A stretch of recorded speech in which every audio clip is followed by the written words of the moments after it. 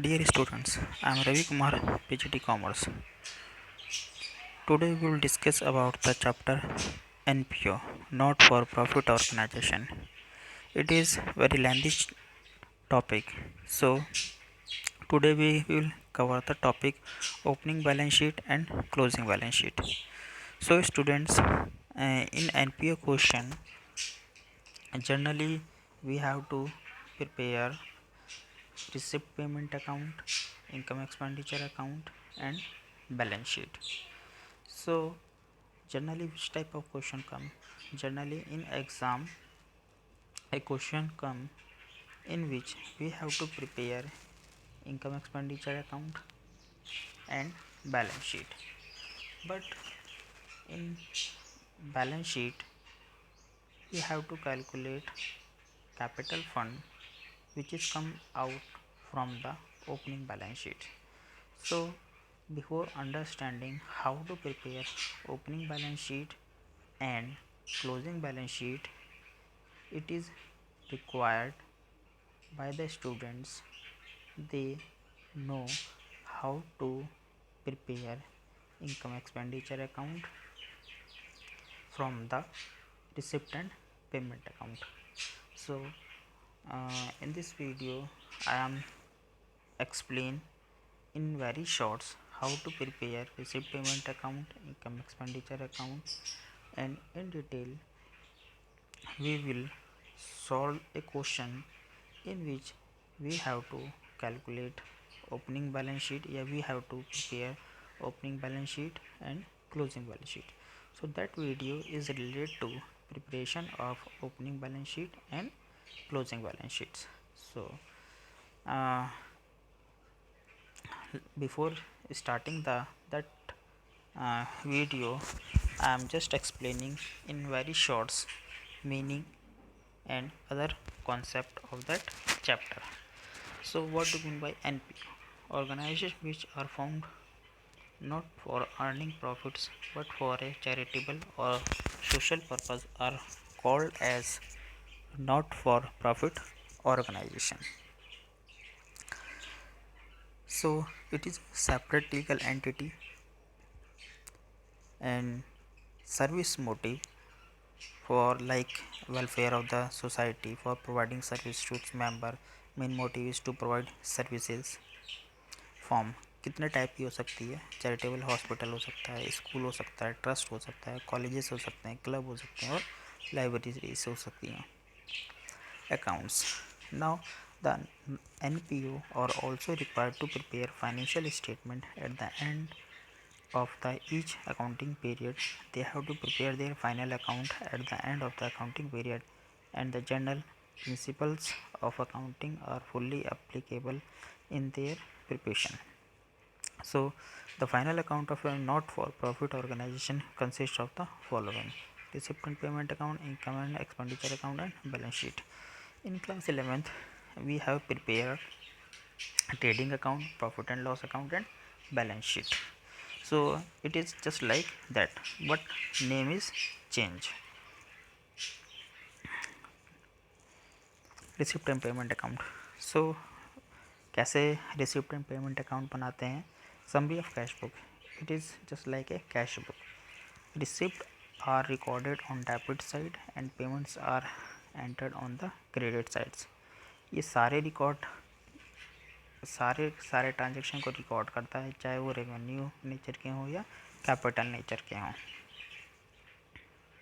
This is the format of receipt and payment account. So students, I am expecting from you that you know how to prepare receipt and payment account. So you can see the format.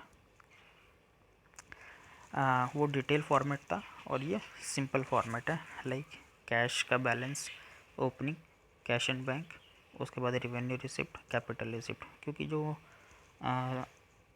जो हमारे पास transaction होते हैं वो दो ही nature के होते हैं, revenue nature के और कैपिटल नेचर के. और आपको पता है कि रिसिप्ट एंड पेमेंट अकाउंट में हम रेवेन्यू नेचर और कैपिटल नेचर जो भी नेचर हो, जो भी हमें पैसा रिसीव हो रहा है वो रिसिप्ट और पेमेंट अकाउंट में आएगा. डेबिट साइड में सारी रिसिप्ट आती हैं, क्रेडिट साइड में सारे पेमेंट आते हैं. अगर हम बात करें स्टेप्स बनाने के, so you can see these are the steps of preparing receipt and payment account, but in that video we will discuss how to prepare opening balance sheet and closing balance sheet, so I am skipping that steps. So this is one example how to prepare receipt and payment account. Let's skip that slide. Now income expenditure account. So students, you know how to uh, prepare income expenditure accounts, and debit debit all the expenses and credit all income will be followed for preparing it. Opening and closing balance not shown in that slides. So income expenditure account, we just write the revenue nature transaction, revenue expenses and revenue incomes expenditure format. This is the format of income expenditure account. Difference, you can see steps. What is the steps of income expenditure account?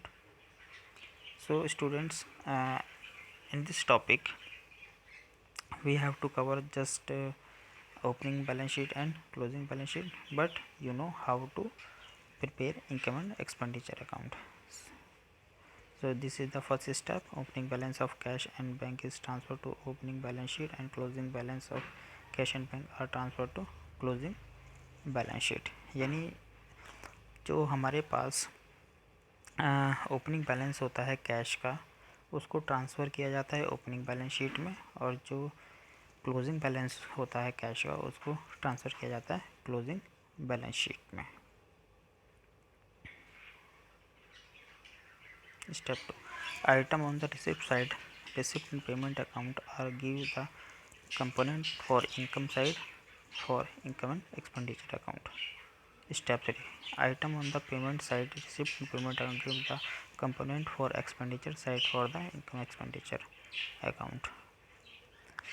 Item of revenue nature recurring, जिसको हम बोलते हैं, यानी बार बार होने वाले खर्चे, are carried from the receipt payment account and after analysing adjustment if any total amount for the current year is transfer to income and expenditure account.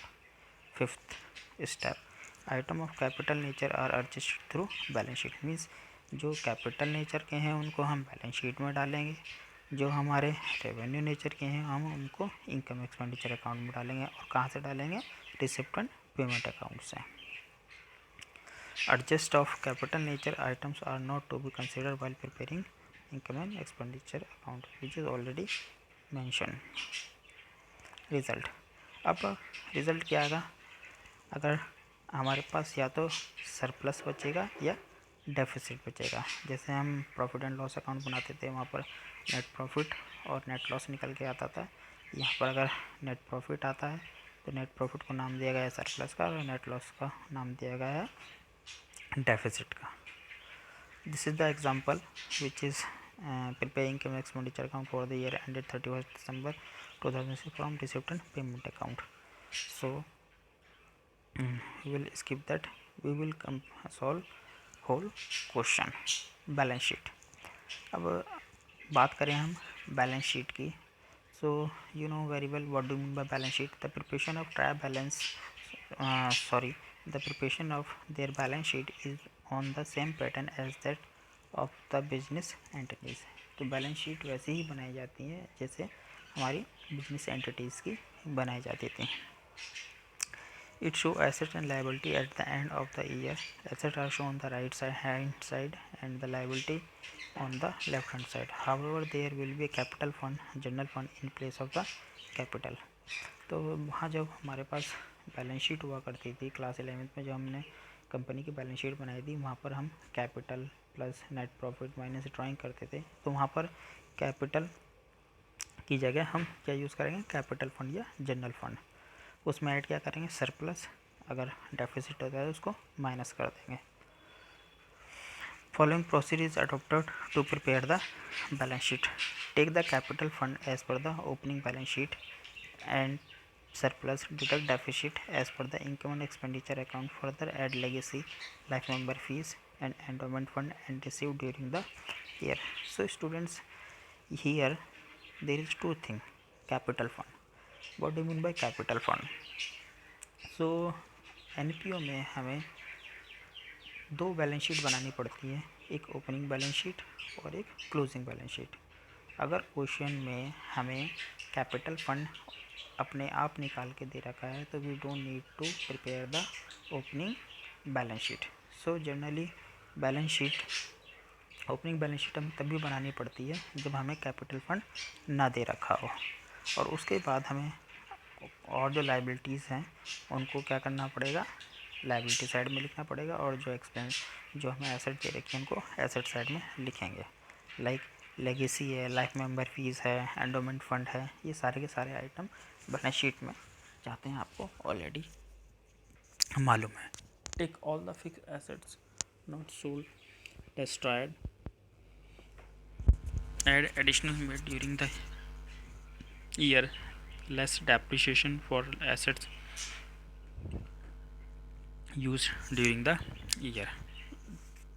Compare item on receipt side of receipt payment account with item on income side of income expenditure account to determine advance and dues. Similarly, compare item of payment side of receipt and payment account with item of expenditure side of income and expenditure account to determine prepaid or outstanding expenses. Balance sheet resembles the position statement of the organization and is a true indicator of growth potential. So students, मैंने आपको यहाँ पर एक special note भी दिया है। In NPO question generally we have to prepare opening balance sheet to find out the capital fund because the surplus which is get from the income expenditure account should be added into the capital fund. If capital fund is given in the question, then we don't need to prepare the opening balance sheet. So it is the format of opening balance sheet. So opening balance sheet में क्या होता है, जो previous year होता है, जो accounting year के beginning में आइटम्स हमें दे रखे हैं वो हम सारे आइटम ओपनिंग बैलेंस शीट में डालते हैं, और जिससे हमारे पास कैपिटल या कैपिटल फंड की वैल्यू निकल के आ जाती है।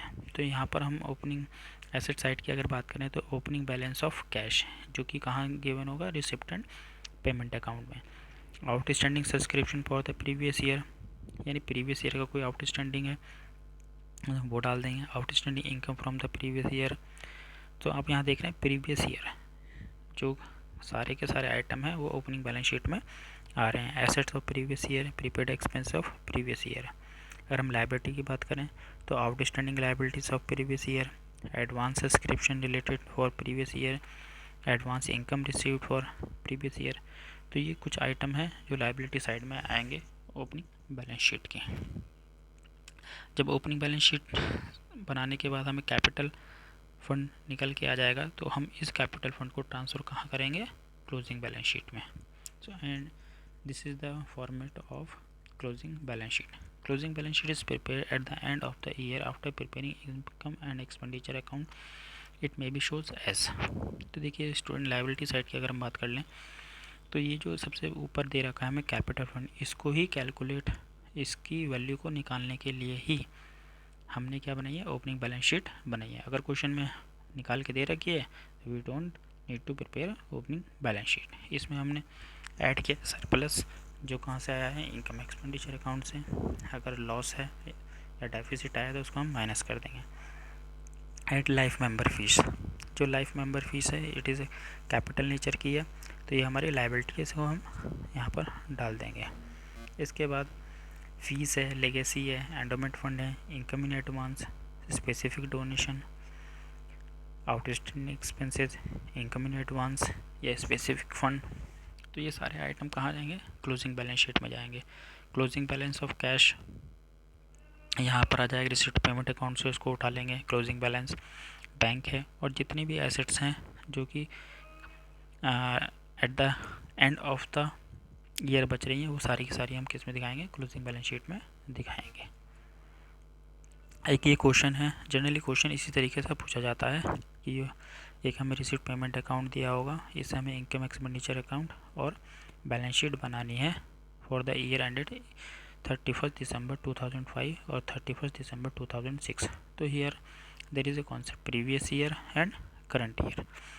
तो यहाँ इसने खुद ही बोल दिया है कि मैं ओपनिंग बैलेंस शीट भी बनाऊँ और क्लोजिंग बैलेंस शीट भी बनाऊँ, क्योंकि यहाँ पर हमें कहीं भी कैपिटल फंड नहीं दिया होगा। तो ये क्वेश्चन है, हमारे पास रिसिप्ट पेमेंट अकाउंट ऑलरेडी बना हुआ है। इससे हम सबसे पहले क्या बनाएंगे, इनकम एक्सपेंडिचर अकाउंट डालेंगे और इस रिसिप्ट पेमेंट अकाउंट में जितने भी खर्चे हमें रेवेन्यू नेचर के हैं और इनकम रेवेन्यू नेचर की, वो सारी की सारी उठा के हम कहाँ एंट्री करेंगे, इनकम एंड एक्सपेंडिचर अकाउंट में। तो first of all let's see solution. Rent, salary, postage, electricity charges, charity, loss on sale of furniture, ये सारे के सारे आइटम किस नेचर के हैं, रेवेन्यू नेचर के हैं। और है क्या चीज़ें, एक्सपेंडिचर, तो हमने इसको यहाँ पर दिखाया है। लाइक अगर हम बात करें रेंट 6000 है, लेकिन यहाँ पर हमें एडजस्टमेंट दे रखी है, रेंट स्टिल ओइंग वाज 1000। तो रेंट में हमने रिसिप्ट पेमेंट अकाउंट से लिया और एडजस्टमेंट करने के बाद टोटल जो हमारे पास एक्सपेंडिचर की वैल्यू आ गई 7000 आ गई। उसके बाद सैलरी, सैलरी को भी हम कहाँ दिखाएंगे, इनकम एक्सपेंडिचर से दिखाएंगे। यहाँ पर जो हमारे पास लेस प्रीपेड है 2007 की, तो हमने उसमें से माइनस कर दिए। तो स्टूडेंट्स ये सारे के सारे आइटम इनकम एक्सपेंडिचर अकाउंट में हम शो कर देंगे और यहाँ से हमें वैल्यू निकल के आएगी सरप्लस की 63,500। Now working note. अब ये जो वर्किंग नोट है ये है ओपनिंग बैलेंस शीट, क्योंकि हमारे पास क्या 31 मार्च 2006 में बोल रहा है, सॉरी 31 दिसंबर 2005 और 31 दिसंबर 2006।